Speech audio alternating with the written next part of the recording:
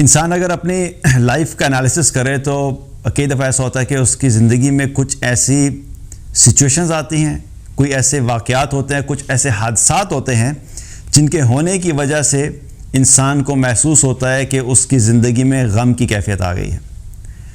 اور ایک چیز تو یاد رکھیے کہ ہماری زندگی جو اللہ نے ہمیں یہ دنیا میں بھیجا ہے، اس زندگی کے اندر کبھی بھی ایسا ممکن نہیں ہے کہ شروع سے لے کے جس وقت انسان اس دنیا میں آتا ہے اس وقت سے لے کے موت تک کا جو وقت ہے، کبھی اس کے اوپر کوئی مشکل نہ آئے، کوئی مصیبت نہ آئے، کوئی پریشانی نہ آئے، کوئی تنگی نہ آئے۔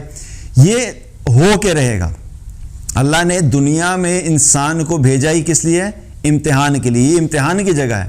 اللہ سبحانہ تعالیٰ بندوں کو ٹیسٹ کرتا رہتا ہے۔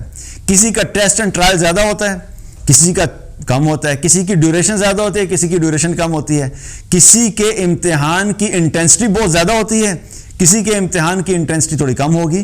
لیکن بہرحال اس دنیا میں رہتے ہوئے انسان کے اوپر مصیبتیں اور مشکلات آتی رہتی ہیں۔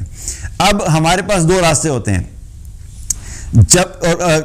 کہ ایک راستہ تو یہ ہے کہ اس مصیبت کو، اس مشکل کو انسان یہی سمجھے کہ میرے اوپر یہ جو مصیبت اور مشکل آئی ہے یہ میری زندگی کا ورسٹ ترین سچویشن ہے، میرے ساتھ بڑی زیادتی ہو گئی ہے، میں تو مر جاؤں گا، لٹ جاؤں گا، پٹ جاؤں گا، میری زندگی ختم ہوگی، میری دنیا ختم ہوگی۔ ایک آپشن تو یہ ہے۔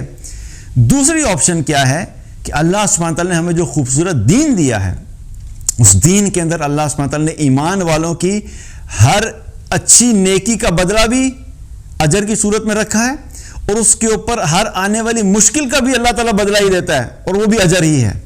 It's a one one situation for اس۔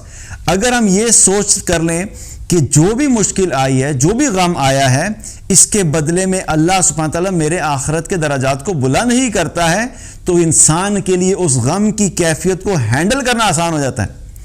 اس کا مطلب یہ نہیں ہے کہ غم ختم ہو جائے گا یا بالکل انسٹنٹلی دور ہو جائے گا۔ ہاں یہ بھی ہے کہ اگر انسان کا ایمان اللہ پہ اور آخرت پہ اتنا مضبوط ہے کہ اس کو پتہ ہے کہ مجھے ہر چھوٹی سے چھوٹی بھی جو مشکل پہنچتی ہے اس کے بدلے میں بھی ایٹ لیسٹ نہیں بلکہ اس کے بدلے میں آخرت میں جو میرے درجات ہوں گے ان درجات کو دیکھ کے مجھے یہ سارے غم بھول جائیں گے۔ اگر ایمان اتنا مضبوط ہے تو پھر ان مشکلوں کو اور ان مصائب کو ہینڈل کرنا اور اس وقت سے گزرنا انسان کے لیے آسان ہو جاتا ہے۔ اسی لیے تو ایک حدیث میں آتا ہے، کیا پتہ لگتا ہے کہ جب اللہ تعالیٰ ایسے لوگوں کو قیامت والے دن لائے گا جن کی دنیا میں ایسی زندگی گزری ہوگی کہ سارا وقت ان کی زندگی میں مشکلات ہی رہی ہوں گی، کبھی اس شخص نے اپنی زندگی میں کسی قسم کی کوئی راحت دیکھی ہی نہیں۔ اب آپ سوچیں کوئی ایسا شخص ہو جس کی ساری زندگی مشکلات ہی ہوں، شاید ہی کوئی ہوگا۔ ہماری دنیا میں تو کیا ہوتا ہے، زیادہ ہوتی ہیں مشکلات لیکن کوئی نہ کوئی آسانیاں تو اللہ پھر بھی دے دیتا ہے۔ لیکن امیجن کریں کہ کوئی ایسا شخص ہو کہ جو جب سے پیدا ہوا، پیدا ہونے سے لے کے موت تک اس نے کبھی کسی قسم کی کوئی خوشی دیکھی نہیں، کوئی راحت دیکھی نہیں، کوئی سکون دیکھا ہی نہیں۔ اب ایسے شخص جب قیامت والے دن اللہ تعالیٰ اس کو جب نوازنا شروع کرے گا، اس کے درجات بلند ہوں گے اور اس کو اس کا ٹھکانہ جنت میں دکھایا جائے گا، تو وہ دیکھ کے کہے گا، خواہش کرے گا کاش کہ دنیا میں مجھے کینچیوں سے کاٹ دیا جاتا اور اس سے جو تکلیف ہوتی اس کے بدلے میں مجھے یہ اجر مل جاتا اور اس سے بھی زیادہ اجر ملتا۔ فرق کیا ہے؟ آج ہماری آنکھوں کے سامنے ٹوٹل فوکس ہمارا کیا ہوتا ہے؟ دنیا ہوتی ہے، آخرت ہمارا فوکس نہیں ہے۔ ہر فائدہ اور نقصان کی جب ہم ڈسکرپشن کرتے ہیں یا جب ہم ڈیسیژن کرتے ہیں کہ مجھے کسی چیز کا فائدہ ہو رہا ہے یا نقصان ہو رہا ہے، تو اس کا سارا فوکس کیا ہوتا ہے؟ دنیا میں مجھے فائدہ ہوا کہ نقصان ہوا۔ ہم اپنی خواہشات کی جب ہم بات کرتے ہیں تو کیا کرتے ہیں؟ ہم یہ نہیں دیکھتے کہ آخرت میں مجھے اس سے کیا ملے گا۔ اگر میری خواہش پوری نہیں ہوئی یا کوئی چیز میری خواہش کے مطابق نہیں ہوئی اور اس کی وجہ سے مجھے دنیا میں مشکل آئی ہے، تو ہم کیا کہتے ہیں؟ بس ہماری زندگی خراب ہوگی۔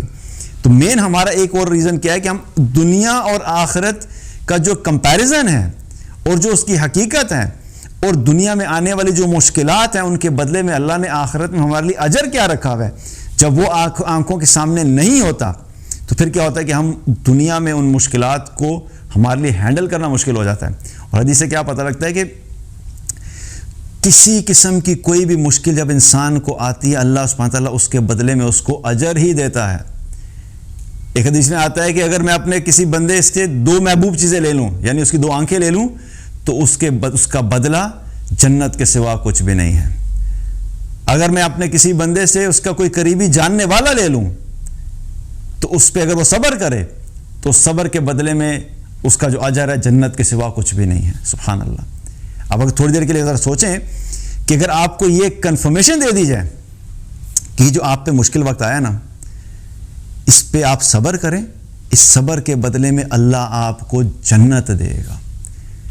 تو یہاں پہ بہت سارے لوگ کیا کرتے ہیں, کہتے ہیں نہیں بھائی آخرت تو پتہ نہیں کس نے دیکھی ہے, مجھے نہیں آخرت واخرت کا اجر چاہیے, میرا دنیا میں مسئلہ حل کریں. اس کی وجہ کیا ہے؟ کیونکہ دنیا کی محبت اور دنیا میں ہی اپنی مرضی کی زندگی گزارنے کی ہماری خواہش اتنی اسٹرانگ ہے کہ اگر نہ چاہتے ہوئے کوئی ایسی سچویشن آ جائے جو ہمارے اپنے بس میں نہیں ہے, اس میں بھی ہم کہتے ہیں بھائی ہمیں آخرت کی کہانیاں مت بتایا کریں, ہمیں دنیا میں بس سارا اجر چاہیے. اور یہاں پہ حدیث سے کیا پتہ لگتا ہے کہ اگر اللہ تعالیٰ اپنے کسی بندے سے اس کا کوئی عزیز دوست چھین لے, اب یہ عزیز کوئی بھی ہو سکتا ہے, والدین سے اولاد چلی گئی, اولاد کے لیے والدین میں سے کوئی چلا گیا, اب بیوی کے لیے خاوند چلا گیا, خاوند کے لیے بیوی چلی گئی, جو قریبی لوگ ہوتے ہیں جن سے انسان کو محبت ہوتی ہے, اگر اللہ وہ لے لے تو اس کا اجر کیا ہے؟ اگر اس پہ وہ صبر کرے تو اللہ تعالیٰ کیا فرماتے ہیں, اس کا بدلہ میرے پاس جنت کے سوا اور کچھ بھی نہیں ہے. تو مقصد کیا ہے؟ اسی طرح کی حدیث میں کیا آتا ہے کہ جب مومن کو کانٹا بھی چبھتا ہے تو اس کانٹا چبھنے کے بدلے میں بھی اللہ تعالیٰ اس کے درجات کو بلند کرتا ہے. تو سوچیں سبحان اللہ, جو انسان دنیا میں مشکل کے اندر آیا ہے, اس کو فائنینشیل لاس ہو گیا, اس کا بزنس نہیں چل رہا, اس کی جاب چلی گئی, اس کے گھر کے اندر اس کے گھر والے کے ساتھ تعلقات خراب ہو گئے, ریلیشن شپس کے پرابلم آ گئے, خاوند کو بیوی نے چھوڑ دیا, بیوی کو خاوند نے چھوڑ دیا, کوئی بھی مسئلہ, یہ سارے پرابلمز ایسے ہیں جو کہ انسان کو کیا کرتے ہیں, اس کی زندگی کو نیگیٹولی افیکٹ کرتے ہیں. انسان کا دل غمگین ہو جاتا ہے, پریشان ہو جاتا ہے, اسٹریسفل ہو جاتا ہے, لوگ ڈپریشن میں چلے جاتے ہیں.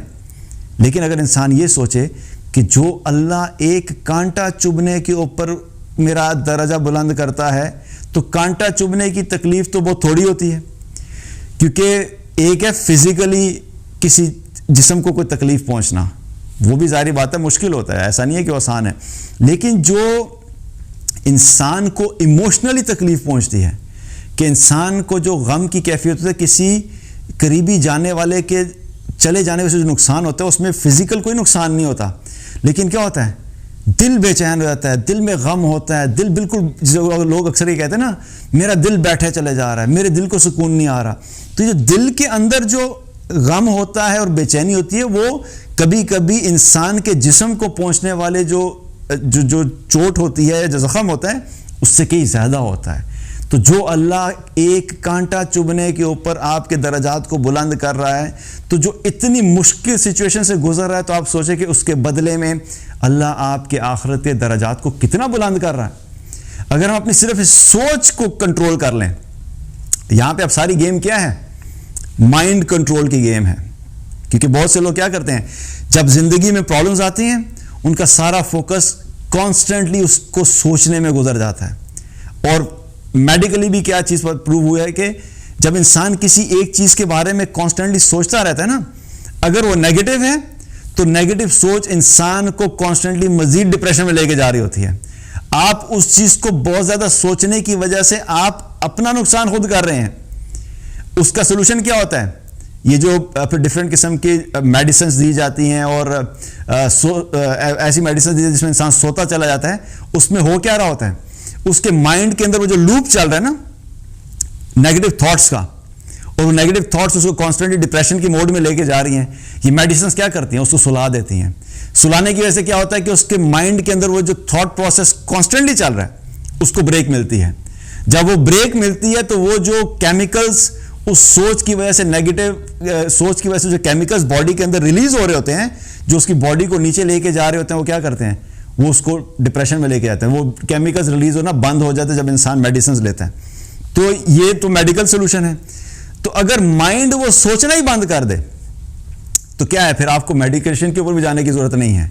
اسی لیے اگر دیکھا ہے تو سبحان اللہ ہمارا دین اتنا خوبصورت ہے کہ اللہ سبحانہ تعالیٰ نے اپنے بندوں کی اس سوچ میں، مشکل والی حالات میں ان کو نکالنے کے لیے کیا سولوشن دیا؟ اپنے ذہن کو چینج کرو، اپنے سوچ کو آخرت کی طرف لے کر جاؤ، اس مشکل میں آنے والے اجر کو سوچو، اس مشکل میں راضی رہنے کی وجہ سے اللہ کی رضا کو سوچو، اس مشکل میں صبر کرنے کی وجہ سے ملنے والی جنت کے بارے میں سوچو، اس مشکل کے نتیجے میں جو آخرت میں درجات بلند ہوگے، اور جب تم اس دنیا سے جا کے جنت میں چلے جاؤ گے تو جنت میں جانے کے بعد تمہیں یہ سارے غم تمہیں یاد بھی نہیں ہوں گے. لیکن اگر اس غم کی سچویشن میں کیا ہوا؟ اللہ سے شکایتیں شروع کر دیں، دین چھوڑ دیا، اسلام چھوڑ دیا. بہت سے لوگ کیا کرتے ہیں؟ اپوزٹ سائڈ پہ بھی چلے جاتے ہیں.